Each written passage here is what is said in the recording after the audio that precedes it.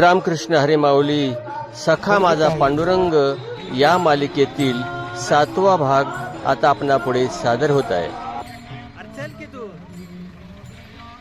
वैकुंठवासी रावसाहेब तथा बापू लोहार महाराज सोनवडेकर आषाढी पायी वारी सोहळा 2026।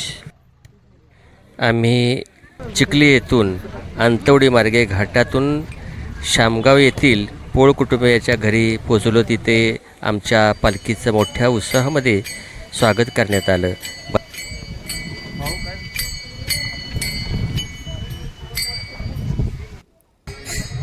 पोळ कुटुंबियांच्या वतीनं कलशधारी, विनेकरी आणि ज्यांनी तुळस घेतले या सर्वांचं पूजन केलेलं आहे। त्यांना सन्मानानं घरात घेण्यासाठी पूजा अर्चा करून आता त्यांना आपल्या घरामध्ये घेतलेलं आहे। रावसाहेब महाराजांची पालखी त्यांच्याच कुटुंबियातील प्रमुखांनी आपल्या खांद्यावर घेऊन आपल्या घरामध्ये घेऊन जात आहेत।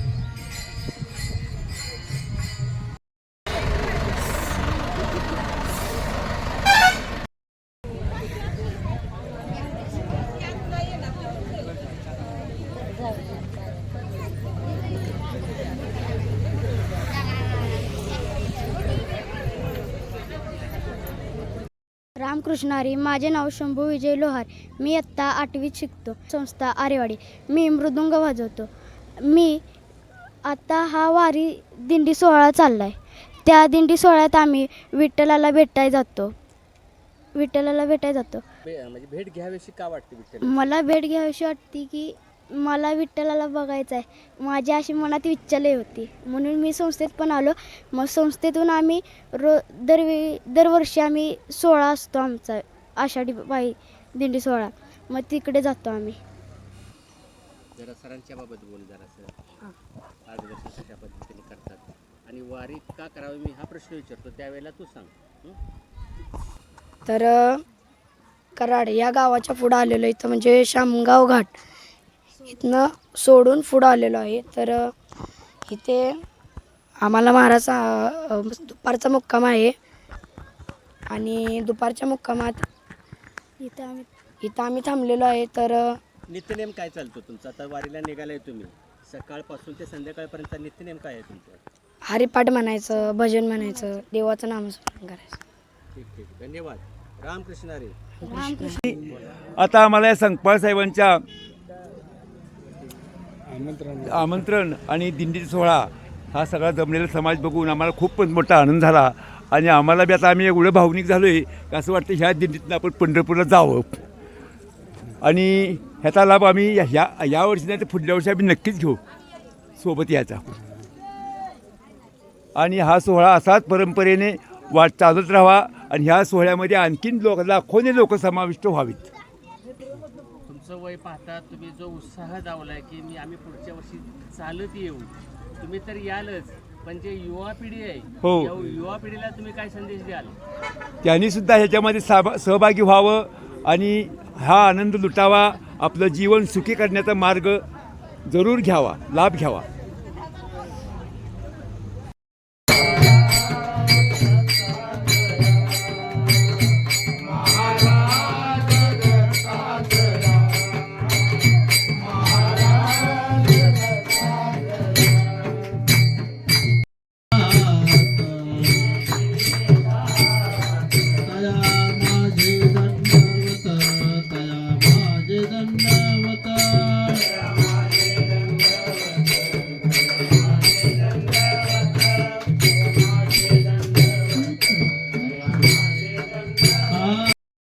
रामकृष्ण हरी, माझं नाव शीतल अमोल संकपाळ।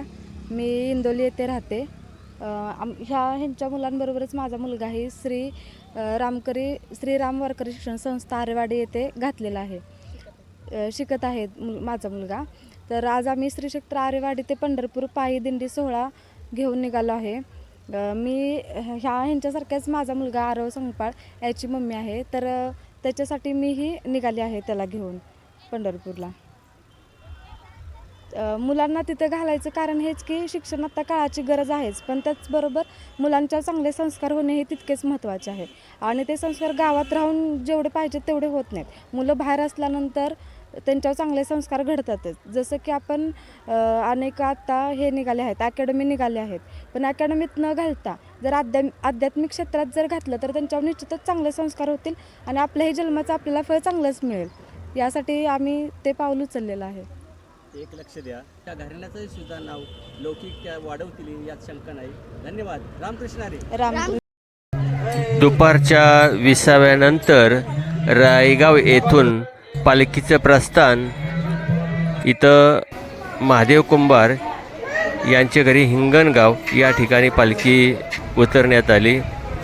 आरती झाल्यानंतर आता पुढे पालखी मुक्कामाच्या ठिकाणी चोराडे येथे जाणार आहे.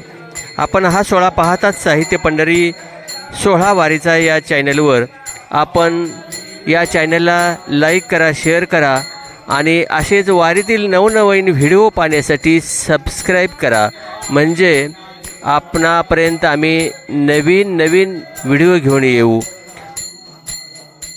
सखा माझा पांडुरंग ही भक्तिपूर्ण मालिका आम्ही वारीतील सर्व घडामोडी आपणापर्यंत पोहोचवण्याचा प्रयत्न करत आहोत. सोहळा वारीचा साहित्य पंढरी या यूट्यूब चॅनलवर. आपण पाहतात वैकुंठवासी रावसाहेब तथा बापू लोहार महाराज सोनवडेकर आषाढी पायी वारी सोहळा सोनवडे ते पंढरपूर या सोहळ्यातील क्षणचित्र आपण पाहणार आहात. सोहळा वारीचा या यूट्यूब चॅनलवर. या चॅनलला लाईक करा, शेअर करा आणि इतरांच्या पुढे पाठवा आणि या चॅनलला सबस्क्राईब करा. म्हणजे आपणाला या वारीतील क्षणचित्रे या चॅनलवर पाहता येतील.